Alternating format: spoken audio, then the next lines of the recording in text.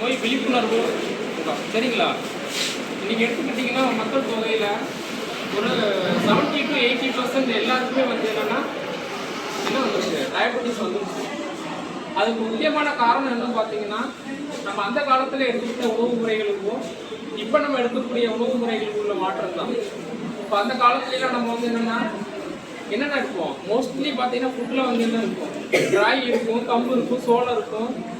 அப்போ ரைஸ் ரொம்ப ரேரு. அப்போ வந்து இட்லி தோசை எல்லாமே வந்து நான் சொல்கிறது ஒரு 20 வருஷத்துக்கு முன்னாடி அதெல்லாம் எல்லாருமே எல்லா நாளும் எடுக்க மாட்டாங்க. ஆனால் இன்றைக்கி நம்ம உணவுகளில் பார்த்துட்டிங்கன்னா காலையில் டிஃபன்லேருந்து ஈவினிங் டிஃபன் வரையும் தோசை இல்லாமல் ஒரு நாள் இருக்காது, அதே மாதிரி இட்லி இல்லாமல் இருக்காது. மதியம் வந்து ஃபுல் அண்ட் ஃபுல் சாப்பாடு தான்.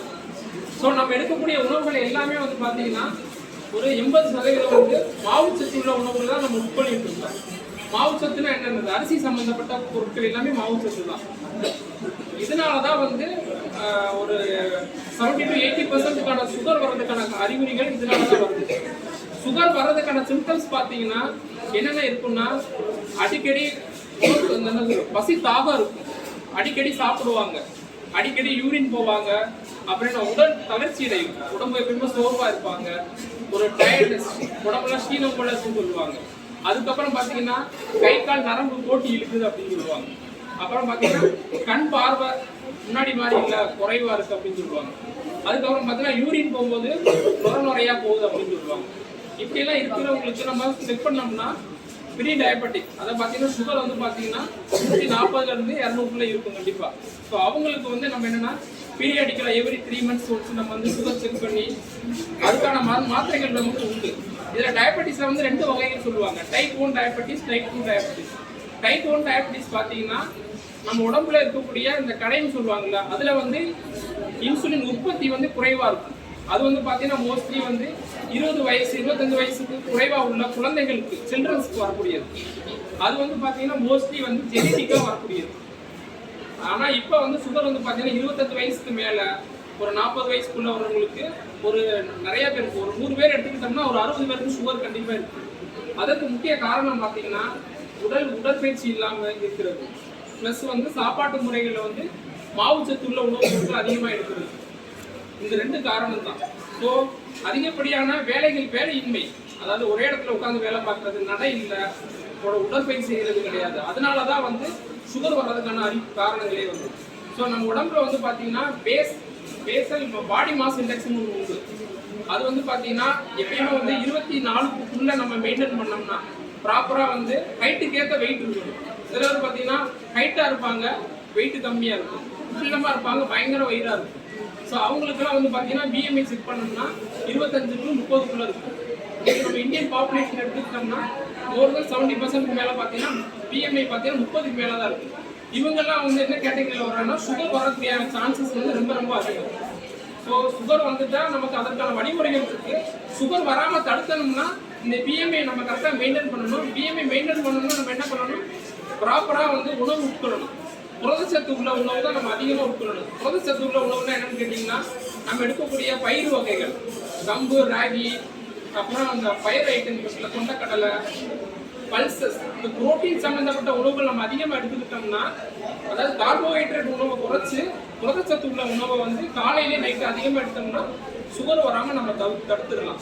சுகர் வந்த பிறகு அதற்கான வந்துச்சுன்னா நம்ம வந்து அதை ப்ராப்பராக ரெகுலராக மெயின்டைன் பண்ணி பண்ணோம்னா காம்ப்ளிகேஷன் எதுவும் வராது.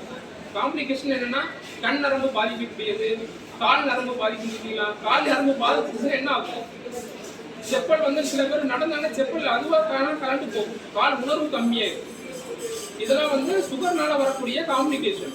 கண் நரம்பு பாதிக்கும், கண் நரம்பு பாதிக்கும் போது கண் பார்வை குறைக்கும். இதான் வந்து சுகரோட உணவு காம்ப்ளிகேஷன். மேஜர் காம்ப்ளிகேஷன் பார்த்தீங்கன்னா சில பேருக்கு ஹார்ட் அட்டாக் வரும். சுகர் அதிகமாக இருந்துச்சுன்னா ரத்த குழாய்கள் அடைப்பு வரும். இப்போ மார்பகத்தில் உள்ள ரத்த குழாய் அடைப்புனா ஹார்ட் அட்டாக், இதே மூளையில் உள்ள ரத்த குழாய் அடைப்பு வந்துச்சுன்னா ஸ்ட்ரோக்குன்னு சொல்லுவோம். அதே மாதிரி இந்த பாத காலில் உள்ள கால் அடைப்பு வந்துச்சுன்னா பெரிஃபெரல் ஆர்டீரியல் டிசீஸ்ன்னு சொல்லுவோம். அதெல்லாம் வந்துச்சுன்னா ரொம்ப கஷ்டம், ஹீல் பண்ணுறது ரொம்ப கஷ்டம். ஸோ இதெல்லாம் வந்து சுகரோட காம்ப்ளிகேஷன். இந்த காம்ப்ளிகேஷன்லாம் எதனால அதிகமாகுதுன்னா நம்ம ப்ராப்பராக சுகர் செக் பண்ணி அந்த HbA1cன்னு சொல்லி ஒரு அளவு உண்டு, அதை வந்து எப்பயுமே நம்ம வந்து 7க்குள்ளே மெயின்டைன் பண்ணோம்னா இந்த காம்ப்ளிகேஷனில் வராமல் தடுக்கலாம். ஸோ சுகர் வந்துருச்சு அதுக்கான ட்ரீட்மெண்ட் என்னன்னு கேட்டிங்கன்னா, ஒன்று வந்து இன்சுலின் இருக்குது, இன்னொன்று வந்து ஓரல் ஹைப்போகிளைசமிக் ட்ரக்ஸ் இருக்கு சரிங்களா. அதுக்கப்புறம் மெயினாக டயட். சுகர்ல கண்ட்ரோல் பண்றதுன்னா 50% வந்து நம்ம மருந்து மாத்திரைகளும், மீதி 50% வந்து நம்ம வந்து டயட் கண்ட்ரோல் தான். இன்னொன்று வந்து எக்ஸசைஸ், ப்ராப்பரா எக்ஸசைஸ் பண்ணணும், ப்ராப்பரா டயட் எடுக்கணும். டயட் மெயின் இது வந்து பார்த்தீங்கன்னா பேலன்ஸ்டு டயட் எடுக்கணும். அந்த டயட்ல வந்து பார்த்தீங்கன்னா ஒரு 50% வந்து ப்ரோட்டீன் உள்ளதான் நம்ம எடுக்கணும். மீதி வந்து 20% மட்டும்தான் நமக்கு வந்து என்னது மாவுச்சத்து உள்ளது. மீதி வந்து 30% நம்ம எடுக்கக்கூடிய மைக்ரோ நியூட்ரியன் தான் இருக்கணும். பல்சஸ், கம்பு, ராகி, மக்காச்சோளம், இந்த மாதிரி உணவுகள். நம்ம இருக்கக்கூடிய தோசையிலே வந்து பார்த்தீங்கன்னா நம்ம ராகி தோசையை சாப்பிடலாம், ராகி புட்டாவும் சாப்பிடலாம், இடியாப்பமும் சாப்பிடலாம். அந்த மாதிரி மேக்ஸிமம் நம்ம வந்து மாவுச்சத்து உள்ள உணவுகளை குறைச்சிக்கிட்டோம்னாலே சுகர் நல்ல கண்ட்ரோலில் வந்துடும் சரிங்களா. ஸோ சுகர் வந்து இன்னைக்கு வந்து எடுத்துக்கிட்டிங்கன்னா 60 to 70% பேஷண்ட் நோயாளிகள் இறப்பதற்கு மெயின் காரணம் சுகர் தான். சுகர் வந்து ஒரு நண்பன் மாதிரி, அவரை நம்ம ப்ராப்பராக ட்ரீட்மெண்ட் பண்ணி கண்ட்ரோல் பண்ணி வச்சுக்கிட்டோம்னா நம்ம கூடயே வருவார் லைஃப் லாங். நம்ம அவரை கவனிக்காமல் விட்டோம்னு வச்சுக்கோங்க, நம்மளை வந்து என்ன சொல்றது சுகர் அதிகமாகி காம்ப்ளிகேஷனில் வந்து சடனாக அட்டாக், ஹார்ட் அட்டாக்ல இறப்பாங்க, ஸ்ட்ரோக் வந்து இறப்பாங்க. சில பேர் வந்து என்ன சொல்றது கண் நரம்பு, கால் நரம்பு பாய்ச்சி, முட்டு வலியெல்லாம் அதிகமாகும். சுகர் கண்ட்ரோல் ஆகாட்டினா அங்கங்கே இன்ஃபெக்ஷன் ஆகும், லங் இன்ஃபெக்ஷன் ஆகும். கிட்னியில் வந்து பார்த்தீங்கன்னா பழுப்புன்னு சொல்லுவோம் பார்த்தீங்கன்னா, யூரின்ல பழுப்புன்னு சொல்லுவோம். அதுக்கு எல்லாமே காரணம் வந்து சுகர் தான். ஸோ சுகர் வந்து நம்ம ப்ராப்பராக வந்து எவ்ரி 3 months ஒன்ஸ் நமக்கு இங்கே வந்து ரெகுலராக டெய்லி வந்து ஸ்க்ரீன் பண்ணுறாங்க. ஓபியில் வந்து கேஷுவாலிட்டியில் வந்து சுகர் டயபெட்டிஸ் ஸ்க்ரீனிங் வந்து டெய்லி பண்ணுறாங்க. ப்ராப்பராக வந்து நம்ம செக் பண்ணி ஃபாலோ பண்ணிக்கிட்டோம்னா சுகரை வந்து நம்ம கண்ட்ரோல் பண்ணி நம்ம லைஃப் லாங் வந்து அந்த சுகரோடவே வாழ்ந்து நம்ம சக்ஸஸ்ஃபுல்லாக நம்ம லைஃப்பை கம்ப்ளீட் பண்ணலாம் சரிங்களா. ஸோ மெயின் நம்ம கேமரோட மெயின் அட்வான்டேஜ் என்னன்னா, நம்ம வந்து சுகரை வந்து நம்ம கூட இருக்கிற ரிலேட்டிவ்ஸு, பேரண்ட்ஸு, அவங்களுக்குலாம் நம்ம வந்து எஜுகேட் பண்ணி ப்ராப்பராக வந்து ட்ரீட்மெண்ட் எடுக்கணும். சில பேர் என்ன நினைக்கிறாங்கன்னா, சுகர் வந்துருச்சுன்னா நம்ம மாத்திரை போட்டால் லைஃப் லாங் போடணும், மாத்திரை போட்டால் கிட்னி பாதிப்பு வந்துடும் அப்படின்லாம் நினைக்கிறாங்க. அப்படின்லாம் கிடையாது.